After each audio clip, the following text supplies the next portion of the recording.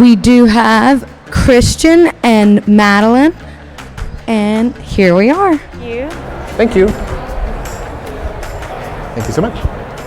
All right. Good afternoon, everybody. Thank you for taking some time out of your day to join us for our session. Madeline and I wanted to spend a little bit of time talking about a bit about what we learned when it comes to luxury and its relationship to wellness. Before we do, a brief introduction. Madeline? Hi everyone, I'm Madeline Dern. I'm Director of Research at Redefining, and I have a background in social anthropology. And this is Christian Aloma. And I'm the founder and CEO of Threadline, and my background is in narrative psychology with a focus on consumer psychology and consumer identity. And we were working on a project for a client trying to understand high net worth individuals. And the question that they essentially sort of posed to us was, how do you create a luxury wellness experience? This is a sort of interesting question that on its face seems pretty straightforward, but when you consider that wellness for most of us is inherently a luxury sort of practice, right? We don't all get to have a wellness moment on a daily basis. And they wanted to know how they could take those moments and elevate them even higher. How do you take something that is already relatively luxurious and make it even more luxurious? And how do you do so in a way that is globally universal, right? This was a client that was trying to build a luxury wellness retreat in the Middle East that appealed to high net worth individuals from all over the world. And so we approached this question using, as I mentioned, that framework of narrative psychology. And narrative psychology is a subfield of psychology that looks at the way we make sense of the world by the stories that we create about the world. And this is a cyclical process, right? We create stories that make sense of who we are, and then we adjust those stories based on the things that we've done, and we go back and forth doing that. So we did that for this study. We recruited individuals from all over the world in an attempt to understand how they define wellness and how they define luxury. And we were talking to 45 people considered high net worth, so I think it was about $1 million to $2 million plus in assets from North America, India, China, the Kingdom of Saudi Arabia, the United Arab Emirates, Kuwait, Egypt, Qatar, and the United Kingdom, in an effort to understand what luxury wellness meant in each of their cultures, and then what that meant on a global perspective. Thank you. So we started by eliciting some stories from these respondents, and the first prompt was, tell me about an experience of wellness. So we wanted to understand how these respondents were relating to wellness, their experience of wellness outside of the luxury context. What did it look like in their everyday life? And we heard some things that I'm sure are going to sound very familiar to all of you. And I'll play the respondent today. They said, wellness is a combination of physical and psychological health. It's mental health, trying to relieve stress in your life because stress is a killer. You need time just to recharge your batteries. That was from one of our North American participants. Mm-hmm. And they also said, making time for yourself is the most important definition of wellness. Everyone's got busy schedules. A lot of people are just running at a hectic pace.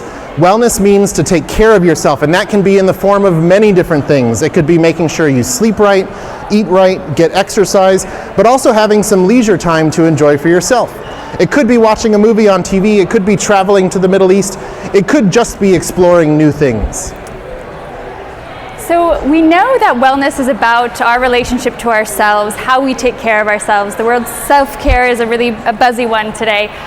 But the way that these respondents were framing their relationship with wellness was in regards to things that make us unwell. So engaging in certain activities, habits, certain things that these respondents were doing were all about sort of negating the things in life, the daily stressors, the daily demands that were placed on them, and trying to recoup and recharge some of that wellness in the face of those demands. So trying to sort of get out of the flow of life, become a little bit more resilient, recharge your batteries like that respondent said, and basically get back into life. So whatever is happening with this poor man on the screen, right? It was about sort of counteracting that. And we heard it in sort of these 5 ways. So the first was about deprivation in the face of indulgence. So putting sort of self-restraint, putting limitations against all of these things that might tempt us or indulge us. It was about depriving ourselves of certain things. We also heard them talk about health in sort of a burdensome way. They talked about feeling guilty or obligated to stay healthy. They also talked about wellness in terms of the contraction of the self. So those daily demands of everyday life made them feel smaller, and they were looking for these moments of wellness, whether it was getting a green juice, going for a walk, going for a pedicure, as a way to sort of reclaim that sense of self, to sort of re-engage with themselves in a world that sort of tend to make them feel smaller and more stressed. And they also talked about everyday wellness in terms of the stimulation of their senses, but usually in a single sense. It was about, I'm gonna go for a massage, right? I'm gonna feel that touch for an hour, or I'm gonna go for a walk and get off my phone, look at something different. But it was about sort of engaging with a single sense, buying a candle, things like that. And the way they also talked about everyday wellness was sort of generic and commercial, right? There were these moments that we sort of all have access to, which were positive. These were all positive things that sort of helped them reclaim a sense of wellness. But they talked about them in sort of a commercial way, right? Again, it was sort of opting out of daily life, having this moment of wellness, and then being able to jump back in and feel a little bit more engaged and a little bit more resilient. So we had sort of established a general definition of wellness for these folks, their everyday experience of wellness. And then we wanted to ask them about their experience of luxury. And what we heard was a lot around an expanded sense of luxury. So rather than a traditional sense of luxury and sort of indulgence and opulence and material wealth, they were talking about luxury in a way that sort of deepened the meaning for them and was really about internal transformation, which is something we'll sort of go over. So we heard things like... From one of our respondents in India, they said, I have faith that it is a resort of a particular stature.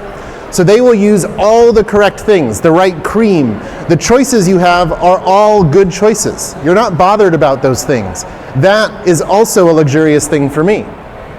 So what we heard really was this pattern from respondents around confidence in the curation of choices. And we might think that luxury is about having as many choices as we could possibly want, right? And feeling like we have a lot of power in those choices. But what we heard really was that respondents loved the absence of that paradox of choice, if you will. They loved the absence of making that choice. It was a freedom, and they sort of had faith that whatever was being offered to them was of high quality. It was sort of a no choice at all, but the illusion of choice, and that would have provided them some freedom, some lift from that burden of making choices. And we also heard... In North America, they said, I got to see bears fighting on a beach in Alaska. I got as up close and personal as you can when glaciers are calving. I got to take a helicopter ride up to Mendenhall Glacier, and I walked that for a while. I got to try 3,000-year-old glacier water. It was wonderful. So this was a respondent who described a luxurious experience. And for me, watching bears fight doesn't sound very luxurious. That's not my idea of a good time. But for him, this was part of a greater experience in which he sort of had deep enjoyment of all the activities he was doing. And he described sort of this curation of an itinerary in which he could sort of be in the flow of the experience and sort of have really, really deep enjoyment and a presence in it as well. And of course, things like tasting 3,000-year-old glacier water, that's really unique, that's special. He sort of had a moment that was unlike any other, and that provided sort of sense of deep, deep enjoyment outside of those everyday moments of wellness. And we also heard... From Qatar, we heard, I had traveled to Mecca and Medina. It was a very spiritual experience. I went for Umrah. I went with my friend. It was phenomenal. It was materialistic plus spiritual. This boosted the luxury feeling of this trip. So this was what we heard in terms of luxury experiences expanding identity. And that was in sharp contrast to what we talked about earlier, these everyday moments of wealth sort of being a hiding out or a contraction of the self away from the everyday life. Luxury experiences sort of provided the opportunity for these respondents to feel expansive. And so this particular woman, she sort of went on a big luxurious shopping trip, so there was material object involved, but what really made it luxury was that she was with her best friend and it had this spiritual element. She felt connected to something bigger than herself, and it sort of provided this sense of transformation and spiritual growth for her, and that for her was luxury. And in India, we heard it fulfills all the senses rather than just the sensory one, where they give you a massage. It becomes an event. It becomes like a fun day. So this was all about the immersion of the senses. And so these respondents described experiences where every element of their senses was being taken care of, was thought of. There was an attention to detail. Again, going back to sort of that curation of choice. everything sort of was directed about engaging the entire body, engaging the entire emotional and physical self as well, rather than sort of that single element that these folks described in their everyday experiences of wellness. And then in China, they said, staff helped me set up my own health profile. They designed a customized well-being solution for me. Everything is included. It's a luxury kind of service, a butler-style service. You don't need to care or worry about anything. You just need to be there. So this was sort of a bedrock insight when it came to luxury experiences, and that was that every experience that was described felt really customized. As humans, we all want to sort of be paid attention to, we all sort of want to be seen, and in these luxury experiences, being seen translated into a customization of an experience, an itinerary that was designed just for them, or a fitness routine that was designed just for them, things like that. And so what we learned was that luxury is really about being fully supported through the entire experience. To feel like what this participant said, you just need to be there. There's nothing more luxurious than that being the base amount of effort you have to give, and knowing that everything else is going to be taken care of, and that they've done it specifically for you. So what we saw was this contrast between what ordinary wellness was and what luxury wellness could be, right? Ordinary wellness was about the deprivation in the face of indulgence. You heard folks talk about, for example, it's resisting the buffet in Las Vegas is wellness to them. But luxury wellness was about this confidence in the curation of choices.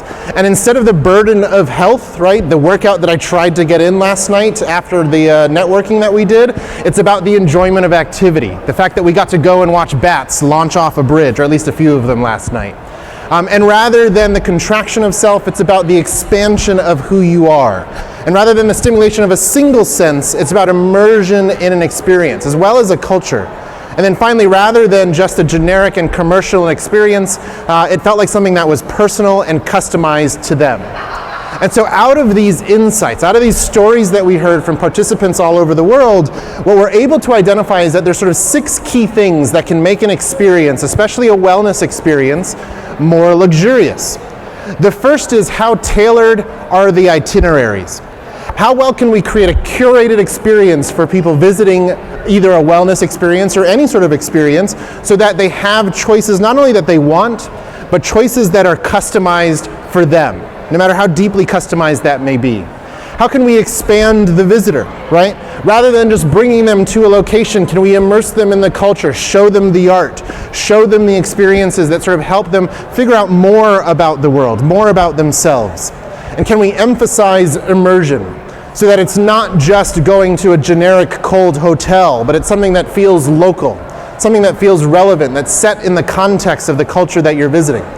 And when you're visiting that culture, can you give them a guide, someone to show them and to navigate those things? I often think about when I went on my honeymoon with my wife in Jamaica, and she's not Jamaican and I am, is helping her navigate the markets in Jamaica was an experience that let her really immerse in that without necessarily having to be Jamaican to experience in that way. And can we create storied experiences? Individuals are not just thinkers, we're storytellers, right? We process the world in an effort to tell ourselves stories and the world stories. So that story of the guy, unfortunately, who's watching glaciers fall apart in front of him, right? That's a story that he gets to tell others. A story that he gets to hold on to, a story that he gets to cherish afterwards. And then how can we make the service thoughtful? Not just well-designed, not just catered, but something that is put thought into their experience, into that individual specifically. And when we did this research and we realized that these are some of the ways that you can take wellness and make it more luxurious, one of the things that we realized is that you could also take any experience, and if you want to make it more luxurious, you should add wellness. So whether you're in a restaurant service, whether you're a hotel chain, whether you are producing an experience online, if you can infuse elements of wellness into the experience, that experience becomes more luxurious by default. Because people are beginning to connect and create a synonym between wellness and luxury. And the more that we can engage them, the more that we can help them think about how they restore themselves and how they expand themselves, the more that we can give them that luxury experience. And that's why one of our favorite quotes from the study was from the United Kingdom, who said, "It's knowing that you're completely supported throughout. Maybe that's what luxury is." And this is a universal theme. that the more that we make people, as Madeline said, feel seen, feel supported, feel sort of encouraged and guided through an experience, the more well they feel and the more luxurious that experience feels to them. So we have about 5 minutes, I think, in our time left. Happy to open it up to any questions, any comments. I guess there's some on the app here. Hello. Fantastic. You too. Stay here. Okay. Okay, so I'll try to do it in the order that it was received, and if you want to read too, you Sure. can. But haven't you? By the way, fill in chair, so I'm not first. You're doing great. Thank you. So, how'd you recruit individuals with high net worth? How would you do that? What was your strategy? Was it challenging at all? I'll start with that one. Sure. So the question was, how do you recruit high net worth individuals? Was it challenging? It is challenging to recruit high net worth individuals. I can tell you, as an organization that recruits physicians and you incentivize them $350, $400, to someone with a net worth of $2 million who is rolling up to their spa in a Bentley, right? That isn't maybe that much of an impact. It did require some specialist recruiters, especially those that are sort of globally based and have basically a network, and they have to validate those individuals, so they are double validated by income, they're validated by public profiles before they're allowed into that kind of recruiting database that they have. And then we also had to offer them a standard incentive. It was about $500 per hour. And we also offer them the opportunity to give that to charity, which is sort of one of the ways we can kind of come around what the value of that incentive actually is. It was still challenging. I can tell you it is still a difficult thing to recruit this audience. They're a small audience. I guess they're getting bigger, unfortunately, but they are a difficult audience to find. Yeah, for sure. Okay, all right, next question. So, can we translate these experiences to consuming wellness content? Would this mindset allow for luxury brands to appear alongside this content and achieve better results? You have any thoughts? No, you take that. Yeah. So the question was, can we translate these experiences to consuming wellness content? Will this mindset allow for luxury brands to appear alongside this content? I think so, and I think one of the things that we see from younger consumers is the importance of a brand's expression of their values. And whether you are a luxury brand or you're an everyday brand showing up in Walmart, is you have to, of course, demonstrate those values. And some of those values are about wellness. Outside of the business world, a lot of my time is spent in the study of media psychology and the impact of media on our sense of wellness, on our mental health. So we're looking at things like political messages on the internet, on device addiction, things like that. And one of the things that we're seeing is how important it is for organizations to start to define what they see as the boundary into your life, right? Where they believe you have the opportunity to consent to receive more information from them, to be engaged by them, or to step away and to step back if need be for your own mental health. So I think having those that sort of sense of wellness integrated into any brand, but especially around luxury brands, if they're focusing on that, they can certainly show up next to wellness. One of the things to consider, of course, in this space is equity and access. If we are making wellness experiences now inaccessible to a community, I personally have problems with that ethically, but if they're doing it in a way that is sort of fair and just and equitable, then certainly they can show up next to wellness content by any means. Yeah, great answer. So thank you. Those are all the questions. Thank you. From the app. Thank you. Really well done. All right. Thank you.